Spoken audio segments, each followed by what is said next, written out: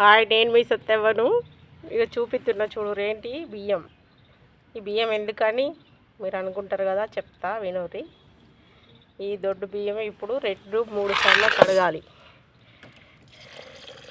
చూడు నల్ల దగ్గరికి వచ్చిన ఈ బియ్యం కడిగి ఆరబోసుకొని తర్వాత పిండి పట్టించుకోవడానికి. దొడ్డు బియ్యం గారెప్పలకైనా దేనికైనా అవసరం పడితే మీరు అట్లనే పట్టించుకోవద్దు. ఎందుకంటే బియ్యంలో ఆడ పందికొక్కుల గోళీలు ఎత్తారు, కాళ్ళతోటి తొక్కుకుంటూనే నడుపుతారు, వీటి సందులలో పాములు అంటాయి. అందుకని మీకు చెప్తున్నా, ఎందుకంటే అందరికి తెలియదు కదా.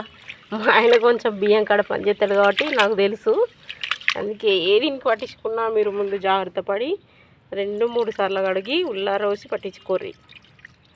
సకినాల్లాగా సేమ్ సకినాలకి ఇట్లా పట్టించుకుంటాం. కాకపోతే వీటికి పచ్చి గుండంగా పడతారు కాబట్టి ఇవి మొత్తం ఉల్లారబెట్టి గారెప్పలకైనా దేనికైనా పొడిపిండి అవసరం ఉంటే పట్టించుకోర్రి.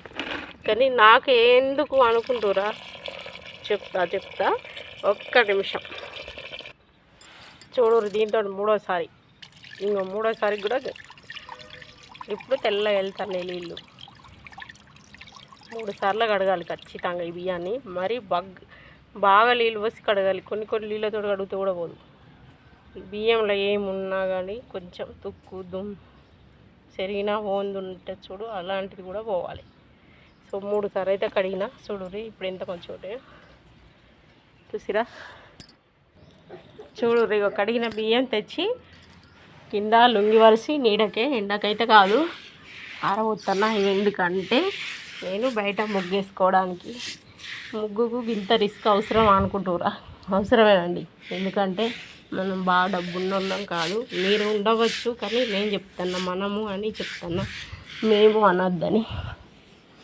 బాగా డబ్బున్న వాళ్ళు అయితే గుడికోయి బడికోయి డబ్బులు ఇచ్చి పుణ్యాన్ని మూట కట్టుకుంటారు. మనకు అంత డబ్బు లేదు కాబట్టి ప్రతి చిన్న దాని దగ్గర ఏ విధంగా పుణ్యం వస్తుందో చూసుకోవాలి. ఎందుకంటే పూజలు చేసుడు వల్ల తెలిసిపోతుంది. ఎట్లా తెలిసిపోతుంది అంటే బియ్యం పిండి ఇవన్నీ కడిగి ఉల్లారబోసి పట్టించుకోవడానికి అయితే డబ్బులు అవుతాయి కదా. దానికి బదులు ముగ్గు బండ పొడి అత్తే కొనుక్కొని వేసుకోవచ్చు కదా అని మీకు అనిపించవచ్చు. కానీ అందులో ఏం ఫలితం లేదు. సేమ్ దానికి పెట్టే డబ్బులు మన ఇంట్లో ఉండే బియ్యం పట్టించుకుంటే, ఈ బియ్యం కడిగి ఉల్లారబోసి ఇట్లా పట్టించుకోవడం వల్ల మనకి ఎప్పుడైనా ఏమన్నా అప్పాలు చేసుకున్నా కొంచెం పిండి వాడుకోవచ్చు. కార్తీక మాసం వస్తుంది, తర్వాత పునుకులు చేసుకున్నా ఈ పిండి వాడుకోవచ్చు. నేనైతే ఎప్పుడు బియ్యం పిండి పట్టించుకొచ్చి ముగ్గెత్తా. ఎందుకు అంటే మనం ముగ్గేసింది వేస్ట్గా పోకుండా అక్కడ వారే సీమలు ఈ పిండిని ఒక్కటి కూడా వదిలిపెట్టకుండా తింటాయి. ఆ విధంగా పుణ్యం వస్తుంది అన్నట్టు. మనకు ఎక్కువ డబ్బులు, బట్టలు, బంగారం, ఎండి దానం చేసే అంత ధనవంతులం కాదు కాబట్టి చిన్న పనికాడ కూడా ఏ విధంగా పుణ్యం మూటగట్టుకోవాలో, దొంగలు కొట్టని ధనం, కంటికి కనబడని మాలు, అదే ఏది పుణ్యం అంటే ప్రతి చోట ఇంటి ముందటికి పిట్టలు వచ్చినా కూడా కొన్ని బియ్యం తీసుకుపోయి టక్కన పోయాలి. ఇలాంటి ముగ్గేసుకునే కాడ కూడా పారది నీటుగా ఉండదని మనం అనుకోవద్దు. ఒక్కరోజు 2 రోజులు అలవాటు అవ్వడానికి. నేనైతే గత 15 సంవత్సరాలు, నాకు తెలిసిన నుండి 20 సంవత్సరాల నుండి నేనైతే ఎన్నడూ కూడా ముగ్గు పిండి బండి ఆపికొనలే. ఒక కలర్లు మాత్రం కొన్ని కలర్లు నింపుతా పండుగలకు, కానీ ముగ్గేయడానికి పిండే వాడతా. పసుపు, కుంకుమ ఇవి వాడతాం. మీరు కూడా మీకు సరే అనిపిస్తే మారుర్రి. నేను చెప్పేది మీకు రైట్ అనిపిస్తేనే మీరు కూడా ఇట్లా పట్టించుకోరు. రైట్ అనిపించకపోతే పట్టించుకోరు. ఎందుకంటే ఎవరిష్టం వాళ్ళు, కానీ నేను చేసేది అయితే చెప్తాను. 20 సంవత్సరాలుగా పిండి ముగ్గెత్తన్నా. ప్రస్తుతం ఇప్పుడైతే శుక్రవారం పౌర్ణమి వస్తుంది కదా. ఆ పౌర్ణమికి మనం పునుకులు చేయాలనుకున్నా ఈ పిండి వాడుకోవచ్చు. సో దీపం తులసమ్మ దగ్గర 108 దీపాలు పెట్టే ఓపికన్నా ఈ పిండి దీపాలు చేసుకోవచ్చు. నేనైతే పెడతలేను, ఇంతకుముందు పెట్టేదాన్ని. ఇప్పుడు గంత నాకు ఓపిక అయితే లేదు, గంతగానం టైం కూడా లేదు గన్ని చేసేంత. అప్పుడంటే నా కొడుకు కుట్టలే, పొద్దున్న నుండి ఉపవాసం ఉండి సాయంత్రం 6 అయింది. 108 దీపాలు నెయ్యి పోసి తులసమ్మ దగ్గర ముట్టించిన. ఏ గుడికంటే ఉసిరి చెట్టు ఎక్కడుంటే అక్కడికి పోయి ముట్టిత్తును, గుడి దగ్గరకు పోయి ముట్టిత్తును. ఇవన్నీ ముట్టించే ఓపిక, టైము 2 ఉన్నాయి. ఇప్పుడు ఇంట్లో పనుల వల్ల తర్వాత ఇంకా ఇంట్లో పనుల్లో ఎన్ని రకాలు ఉన్నాయి చూస్తున్నారు కదా. అవన్నీ చేసి ఇంట్లో పూజ చేసేవారికే ఇంకా గంత లేదు. దేవుడు ఎందుకు ఏ పని ఎప్పుడు వేయించుకొని అప్పుడే వేయించుకుంటాడు. ఇప్పుడు చేసే పూజలు ఇప్పుడు చేస్తున్నాం. నాగమ్మ గుడికి కూడా ముట్టించి వచ్చిన రాయి చెట్టు కింద. మీకు కూడా ఏదన్నా కోరుకుందా తీరాలనుకుంటే ఈ కార్తీక పౌర్ణమి రోజు రాత్రి తులసమ్మ దగ్గర 108 దీపాలు పిండితోటి చేసి నెయ్యి పోసి మంచిగా తులసమ్మను పూల దండలతో అలంకరించి 108 దీపాలు కింద మీకు ఇష్టం ఉన్న ముగ్గులేసి పువ్వులు వరిసి అందులో ముట్టించుకోరు. మీ కోరిక ఖచ్చితంగా తీరుతుంది. ఎందుకంటే నేను వీడియో చేయాలనే ఉద్దేశంతో అయితే చెప్పట్లేదు. 22 ఏళ్ళ పూజలల్లో ఏ పూజ వదిలిపెట్టకుండా చేసిన. ప్రతి ఒక్క గుడి పొలా శివతల నుండి తిరిగి వచ్చిన. ఆ గుళ్ళే తెలియని పూజలు కూడా అయ్యగారిని అడుగుదు. నాకు ఈ సమస్య ఉంది, నేను ఏ పూజ చేయాలని. పాపం అయ్యగారులు కూడా మంచోళ్ళు, ఎవరిని ఏది అడిగినా చెప్పేటోళ్ళు. నాగమ్మ గుడి అయ్యగారు అయితే స్పెషల్గా ఆ గుళ్ళనే ఉంటాడు. అయ్యగారు అయితే మరీ ఘోరమైన పూజలు చెప్పిండు. నేను ఏ జన్మలో చేసిన పాపాలు అవన్నీ తొలగడానికి టైం పడుతుంది. నువ్వు చేస్తున్నావు, నీకు అన్ని ఫలితాలు వస్తున్నాయి, మాకెందుకు వస్తలేవని మీలో కొందరు ఉండొచ్చు. నాకు కూడా అట్లనే జరిగినాయి. చేయగానే రాలేవు కదా. ఎందుకంటే బ్యాంకులో డబ్బులు ఒడిచిపోతున్నాయి కదా, మళ్ళీ కొత్తగా వేసుకుంటాం. పాత పెంట అండి మనది. బ్యాంకులో డబ్బులు ధనవంతులకు ఉంటాయి, పాపతులకు మాత్రం పాపం చేసిన వాళ్ళకు గత జన్మ పాపం ఉంటుంది. అది పూర్తి అయ్యేదాకా మనం పూజలు చేయాలి. చేసి అది ఎప్పుడు పూర్తి అవుతుందో మనకు తెలియదు. ఏ విధంగా తెలుసుకోవాలన్నది కూడా నేను చెప్తా. మన పూజలు ఎక్కువై తర్వాత పాపం అనేది ఒడిచినాక మనకు ఏదన్నా కోరుకుంటే జరిగిందనుకో, అప్పుడు మన పాపాలు వదిలిపెట్టినాయి, ఇక మనకు కొత్త ఫలితాలు వస్తున్నాయని అర్థం చేసుకోవాలి. అందుకని అట్లా అర్థమైన ఆ పూజల వల్ల మళ్ళీ ముందు పుట్టే జన్మకు కూడా పని చేయాలి అంటే మనకు డబ్బు బంగారం మన తాతలు అందరూ సంపాదించింది లేదు కదా. మనం చేసే పనులల్లో పుణ్యాన్ని కట్టుకోవాలి. కూర్చున్న దగ్గర ఇంకొకరి విన చెడు చెప్పొద్దు, ఏదో ఒక చెడు చెయ్యొద్దు.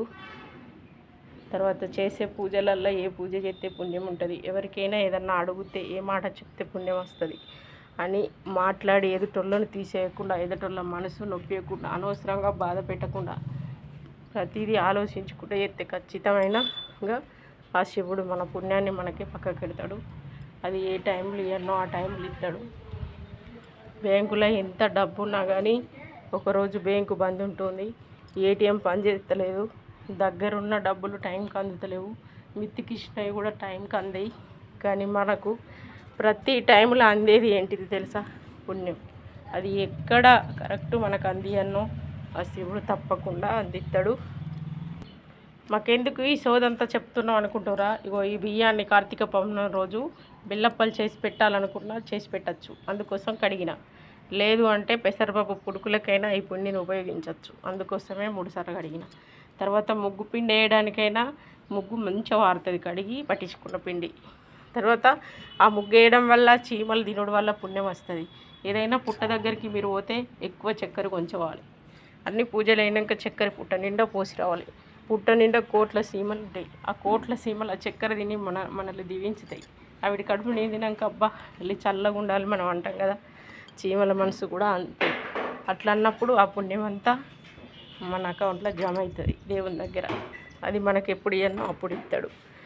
నేను పూజలలో నేర్చుకున్న అనుభవం ఇది. పులాస నాగమ్మ గుడి, మీకు ఏ ప్రాబ్లం ఉన్నా అక్కడికి పోయి నాగదేవతకు పూజ చేసుకోరు.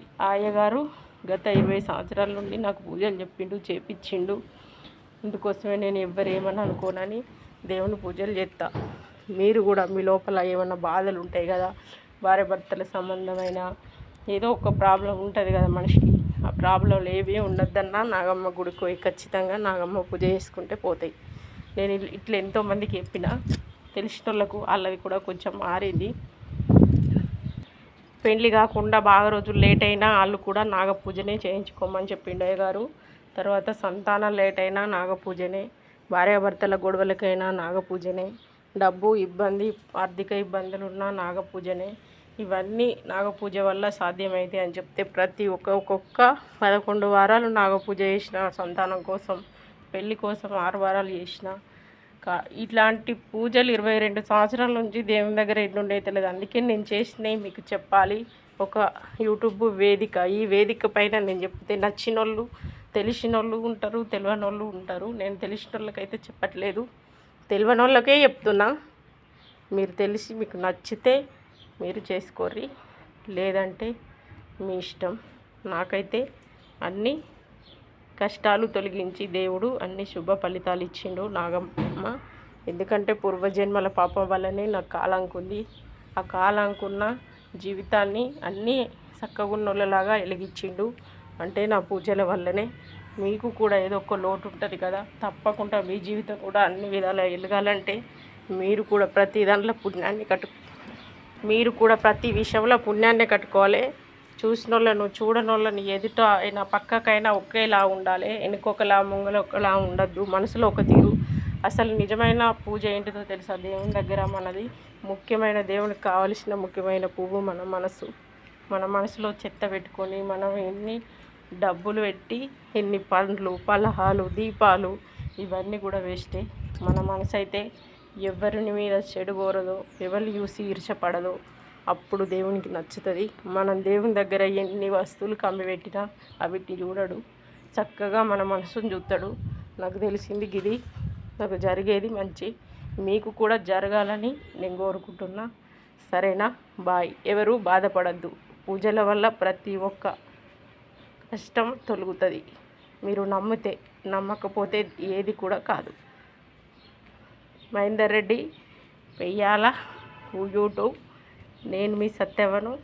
నచ్చితే లైక్ చేయర్రి, ఈ వీడియో షేర్ చేయర్రి. అందరు చూస్తున్నారు కానీ పెద్ద వీడియో లైక్ చేస్తలేరు. లైక్ చేస్తే అందరికీ పోతుంది. తెలిసిన వాళ్ళు ఎందరున్నా తెలియని వాళ్ళు కొందరు ఉంటారు కదా, తప్పకుండా వాళ్ళు కూడా చూడగలుగుతారు. అందుకని ఈ వీడియో చూసిన మీరు టైం తీసుకొని మీకు తిరుగు ఉన్నప్పుడే చూడుర్రి. చూసి ఇందులో ఏ ఒక్కటి నచ్చినా మీరు పాటించుర్రి.